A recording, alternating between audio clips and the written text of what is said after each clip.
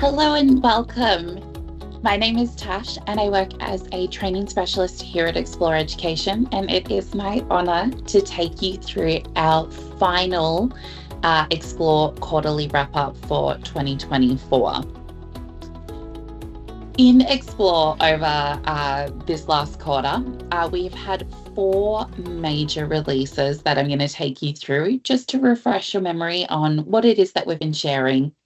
Our first big release is our Comms Center, our Provider Comms feature.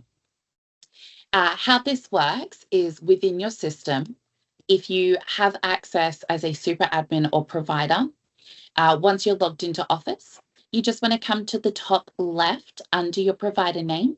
In the drop-down, make sure you select All Services.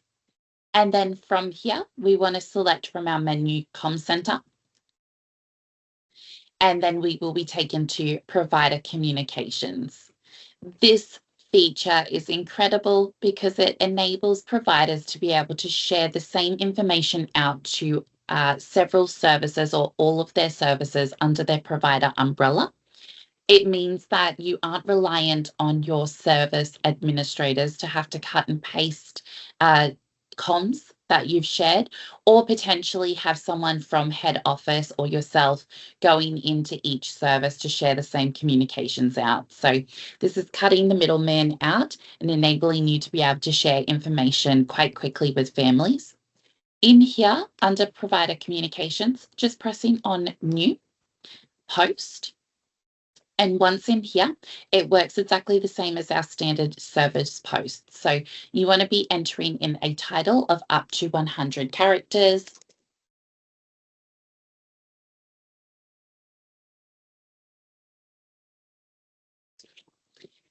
You've got your body of text in here, so you're able to cut and paste if you've already got communications pre-written.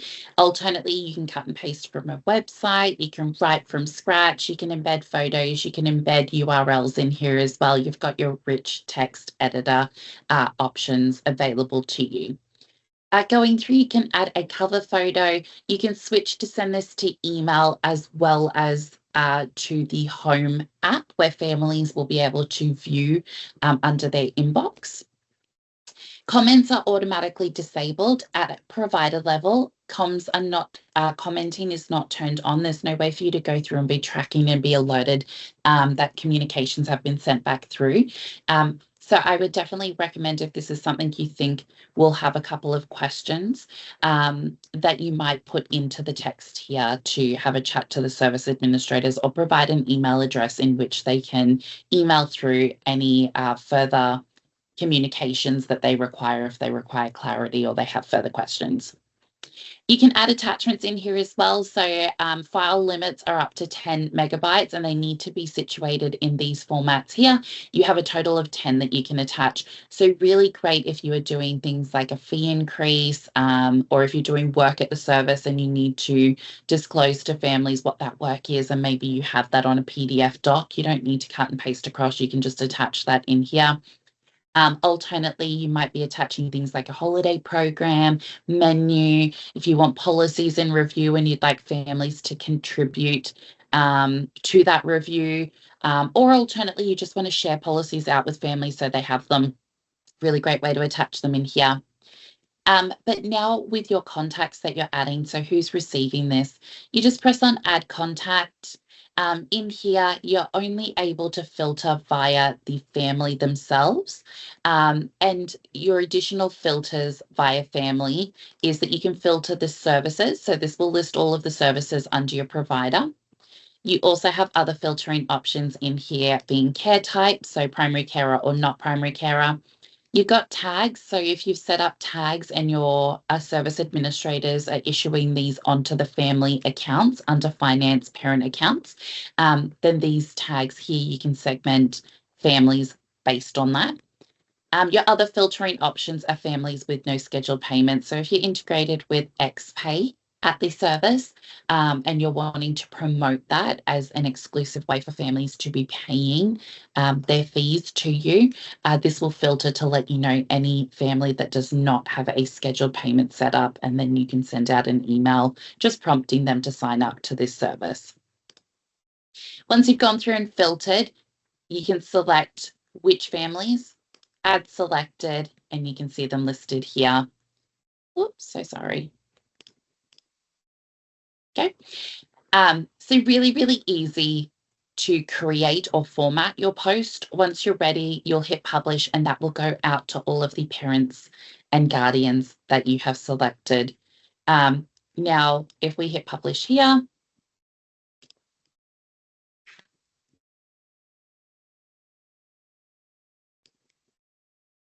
we can see that that's been shared out.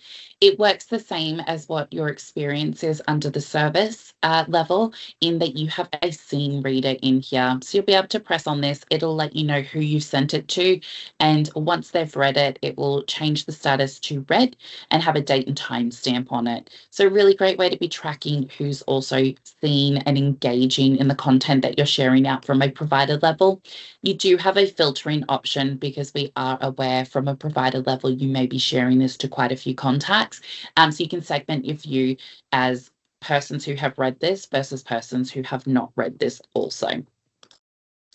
So a really great feature enhancement there for our providers, and hopefully one that is going to help in 2025 to increase your communications and connections with your families through Office. Excellent. Our next big feature that we had released in Office was our Booking Manager Daily Waitlist Management. So in Q3, we had the Booking Manager released. And then in Q4, we had a few additional enhancements that were added. This one being the daily waitlist management, which is the add feature over here. What this means is service administrators, once having a conversation with a family, or if a family has emailed specifically wanting to go on the wait list for a particular day, service administrators are able to place that request into their booking manager system. And that means that they can come in on the day, or they can check in advance and see what they've got available, who they could take, who was first on the wait list. It's a really great way to be managing your wait list internally. This is for casual booking, so currently you're not able to put recurring booking wait lists on here. But pressing add,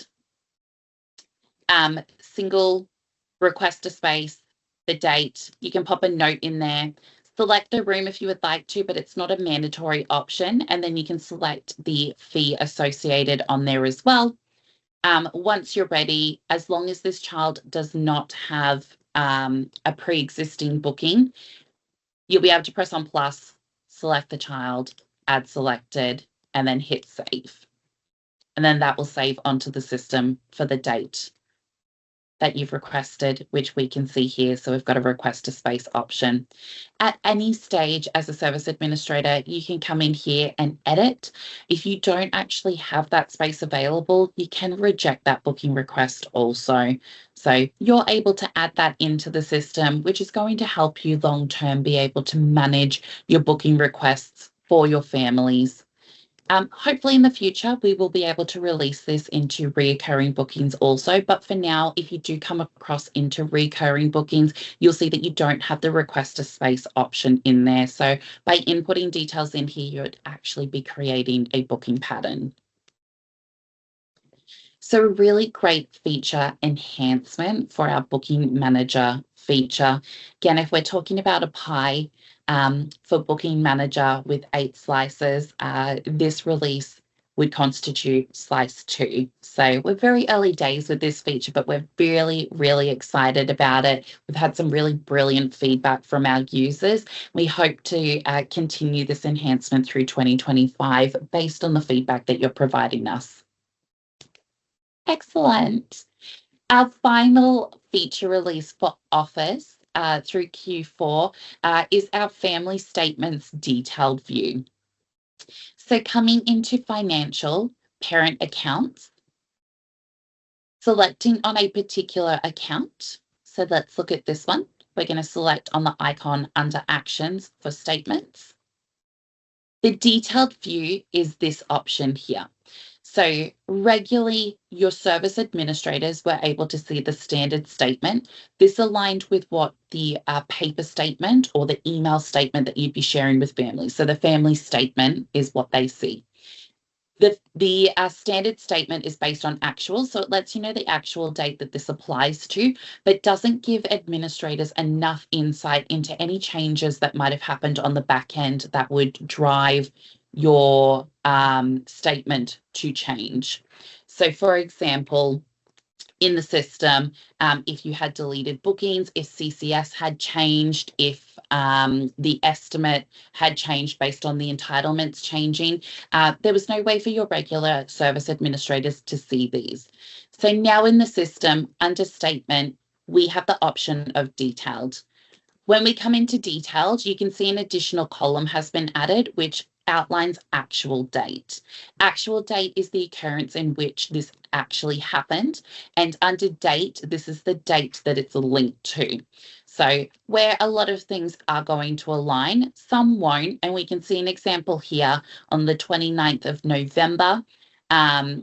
We had a daily fee added for Bruce for the 6th of December.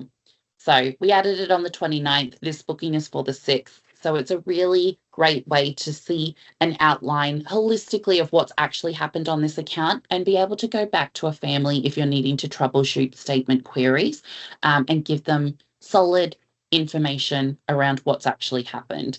So again, things like CCS changes, and that being backdated, CCS entitlements changing. It could be charges on the account. So if you've put a financial adjustment on the account, but you've dated it in arrears, so we can see when you've actually put that on versus when you've dated it on the statement. So really great way holistically to see what's going on for a family's account. So in your detailed statements as well, under records in the drop down, by default, we set this to 10, but you can view 25, 50 or 100 categories all at once. So a really, really great way to be reviewing what's going on the account in one space. Excellent. And that concludes all of our Office feature releases. We did have one final feature release, and that was our rich text editor in Playground Posts. So coming into Playground, selecting Posts and pressing on New, our rich text editor is this line across here. So it just gives educators the ability to be a bit more creative and colourful and vibrant with what they're sharing in their posts with families. So we have our standard bold, italicize, underline, and strike through, which we always had in the system, but we now have the additions of being able to color your font, highlight your font. You can resize your fonts as well. So we've got that in there. You've got fonts that you can choose from. So rather than having the stock standard font that we had listed in the system, you can actually go through and customize this based on the fonts that we've provided in the rich text editor. You've always had the ability to position your writing, but you can do that for each line now. You can bullet, number, and then you've got the emojis over here as well. So really great way to be adding some creativity into the system. You've also got your word counter on here. We know sometimes it's really important that you understand how many words you're sharing or how many characters you're sharing. So we've popped those in the system as well. So let me just show you what that looks like for you.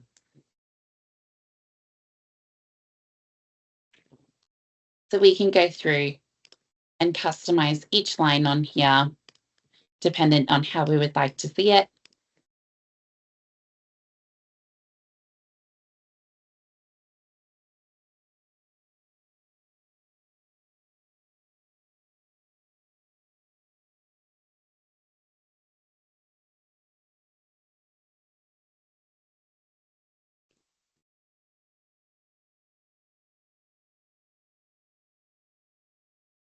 So it could look a little something like that. not the most colourful and creative, but it definitely gives your teams empowerment in being able to really let a little bit of their creativity flow into posts. To share this to families on the home app is also amazing, because when they're reading them, they're going to see a little bit of that personality from your educators coming through with that colour choice and that font choice. But it also aligns with providers being able to set a standard for documentation. So as a provider, you could have an internal discussion around what font, what sizing, what colouring we're using. This might align with our logos, so that everything is really uniformed and aligning from a provider perspective, so families can come to expect a really high standard of documentation from you that aligns with what they're used to in service or anything that you have shared from the service with them.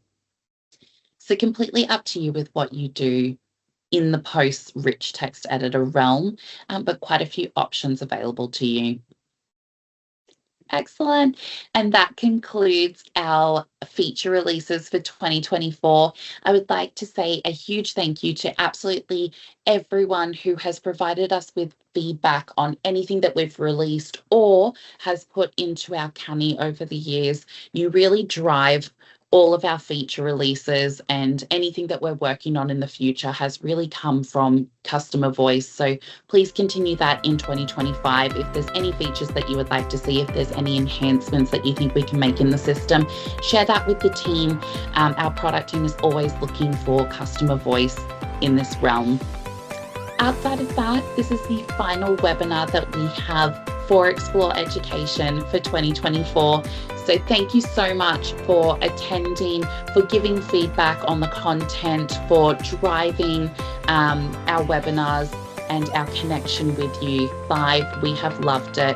We hope that you have enjoyed them as well. And we look forward to delivering more of the same in 2025 for you. Thanks so much, everyone. Bye.